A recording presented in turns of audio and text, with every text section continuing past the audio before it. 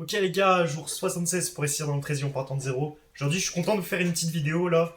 Vous avez vu, j'ai mis un super beau t-shirt là, c'est pour vous, parce que normalement je change pas de t-shirt, mais je me suis dit, ouah, on va changer de t-shirt, parce que sinon je vais me foutre la honte quoi, devant vous. Je mets toujours le même t-shirt, enfin au bout d'un moment, vous pensez que je suis un crade, je me suis pas lavé depuis 2 semaines.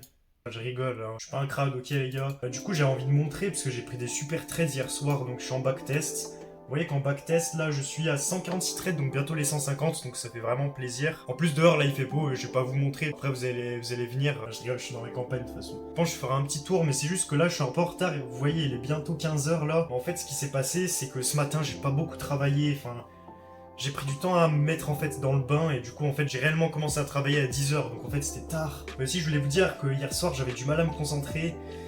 Mais après, c'était hier soir, c'est normal. D'habitude, je me forme le matin quand je suis frais mentalement. Je me forme sur YouTube et après, je fais ma vidéo YouTube. Et après, je fais mon backtest le soir avec un peu de musique, des fois, ça dépend. Aussi, j'ai commencé un livre, il est super bien. Regardez, ça, c'est In the After. Franchement, il est pas mal. J'ai déjà lu tout ça là en 2-3 jours. C'est pas un livre de développement personnel, mais en vrai, ça change. Ça fait du bien en vrai de lire un truc.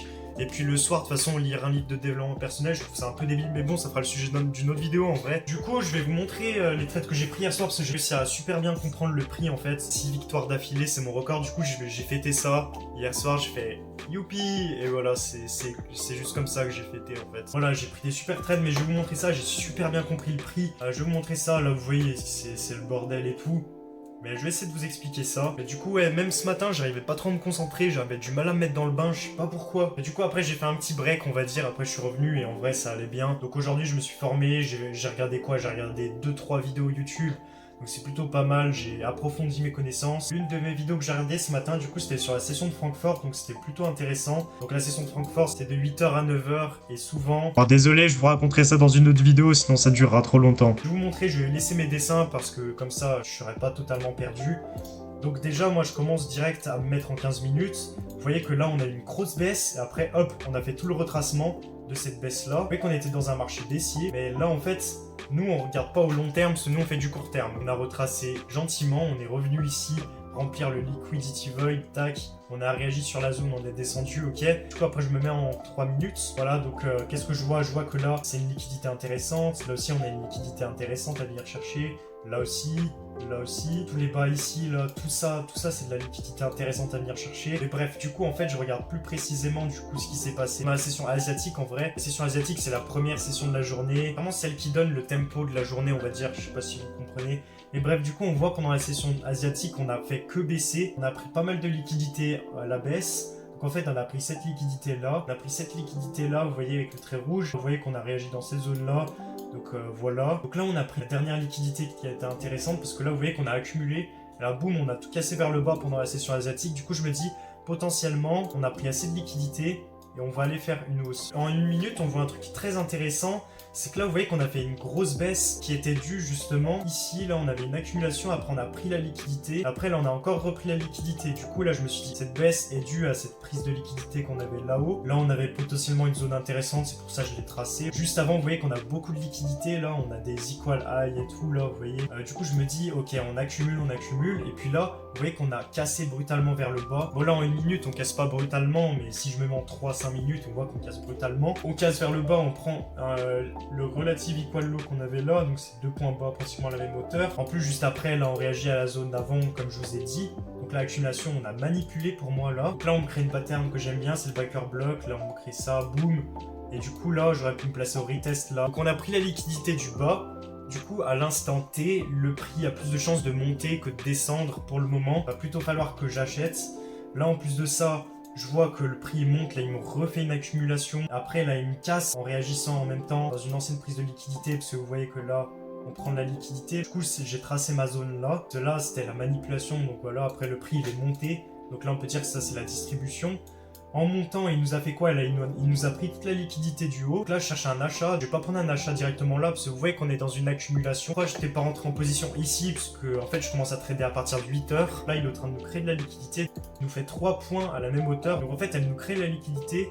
Et en même temps, elle nous prend la dernière liquidité qu'on avait là. Vous voyez, là, on a une grosse accumulation. Et là, boum, on vient chercher la liquidité. En même temps, là, on fait quoi? On retourne dans la zone que j'avais tracée, voilà, ici. Du coup, moi, j'ai pas pris de trade ici. Là, j'aurais pu prendre une vente en vrai, clairement. Mais j'ai préféré pas prendre. Mais j'aurais pu. Parce que moi, en fait, je cherchais un achat. Et là, voilà, qu'est-ce que j'attendais, en fait? Là, on avait une accumulation, ok. Je vais pas me positionner là, non, parce que ça, c'est l'order block, en fait, de la prise de liquidité qu'on avait eu en bas. C'est ici, on est allé chercher toutes les liquidités du bas à l'instant T. Avant, j'aurais attendu qu'on prenne ici pour après remonter et chercher un achat. En fait, ce que j'ai remarqué, c'est souvent que le prix, en fait, va pas chercher la zone low ou la zone high et remonte directement. Et en fait, tu te fais niquer. Moi, en fait, je me suis placé directement en mode agressif là, puisqu'en fait, j'avais déjà toutes mes confirmations. Donc, je me suis placé comme ça et j'avais targeté la prochaine liquidité qui était ici.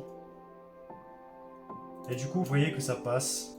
Vous voyez, voilà, ça a fait ça. Donc ouais, j'étais rentré ici. J'avais tracé un OTE, vous voyez. Donc après, on a le trade 145. Là, c'était la session d'aujourd'hui, vous voyez. Session asiatique, on prend toute la liquidité du bas, tac.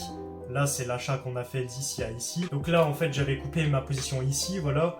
Là, on me crée de la liquidité. En haut, vous voyez, un equal high. Là, après, on me fait une initiation boss parce qu'en fait, j'avais essayé de prendre une vente, mais j'avais pas réussi. Vous voyez, le prix, il est pas revenu. Là, c'était une zone intéressante parce qu'elle réagissait dans une ancienne prise de liquidité. Donc voilà, c'était cette zone-là. Vous voyez, c'est un order block. Là, j'ai vu qu'on avait réintégré la zone, mais je suis pas rentré directement parce que là, j'ai vu, en fait, on était dans une accumulation. Du coup, j'ai fait quoi? J'ai tracé un trait rouge. En fait, je me suis placé parce que je me suis dit, ok, on va venir chercher ce lot là, revenir encore chercher un peu plus de liquidité pour après hop remonter. Là vous voyez qu'on avait de la liquidité là, on avait de la liquidité là, du coup je me suis dit ok, sur le court terme le prix a plus de chances de monter que de descendre. Et qu'est-ce qui s'est passé? Le prix est super bien monté. Là vous voyez que là il a accumulé un peu, hop, avec la mèche il casse le plus bas ici pour récupérer de la force en fait, récupérer de la puissance, après boum il remonte et du coup j'ai coupé ici. Mais vous voyez, j'avais tracé une zone juste au-dessus. Cette zone, c'est quoi? J'avais tracé ça en 1 minute. Pourquoi j'ai pas pris au-dessus, là?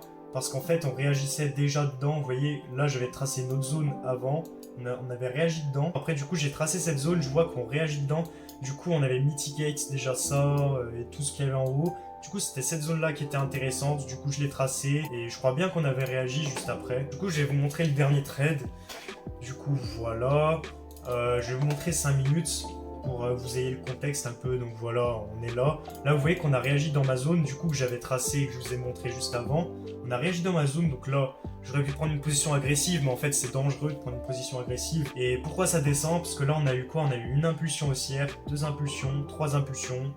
Fin de la tendance, ça c'est la théorie d'Elliott. Du coup après on a eu une grosse baisse. En fait je voulais prendre une vente mais en fait j'ai pas eu de setup. J'ai pas eu de setup, du coup j'ai pas pu prendre de vente là, donc j'ai loupé toute la baisse là, j'avais la rage mais c'est pas grave, c'est comme ça les gars. Donc qu'est-ce qu'on a vu là? Là on réagissait ici. Donc après moi je m'étais mis en 1 minute pour avoir une entrée plus précise. En fait le problème c'est que là on avait une petite accumulation, on a cassé par le bas. Moi j'attendais quoi? J'attendais qu'on remonte en haut là. Sauf qu'en fait on n'est jamais remonté, c'est ça le problème.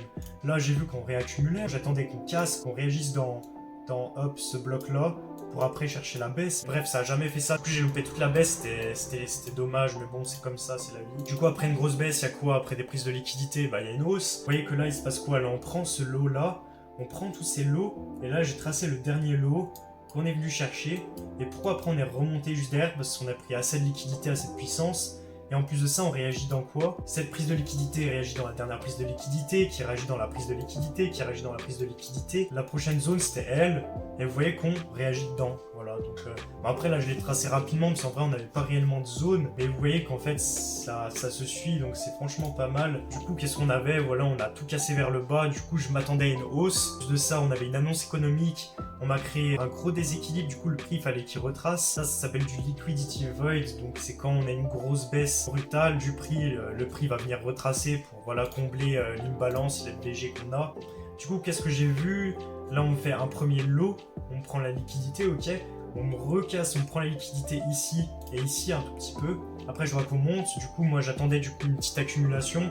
Là je vois qu'on fait une initiation au boss. Après je vois quoi? Je vois qu'il accumule un peu. Et du coup là je trace un OTE aussi, j'avais tracé un OTE, donc du point bas au point haut. Ça me disait que le prix avait envie de réagir dans cette zone là à peu près, aller retracer dans cette zone là.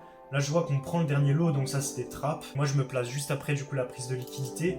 Là vous voyez que là, tac, on prend ces lots là, on prend ce lot là, on prend la liquidité, et pas le lot là. Du coup hop, on monte, voilà, donc une impulsion, 2 impulsions, 3 impulsions haussières, j'ai préféré couper, à l'FVG ici, donc ça m'a fait quoi? Ça m'a fait 5 R, j'ai pris 6 R avant, 5 R, Et bref, je suis bientôt à 200 000, mais c'est pas du vrai argent malheureusement. J'aurais bien aimé, hein, mais c'est pas du vrai argent. Du coup voilà les gars, c'est tout pour cette vidéo, j'espère que ça vous aura plu. A bientôt, c'était Nathan, tchuss.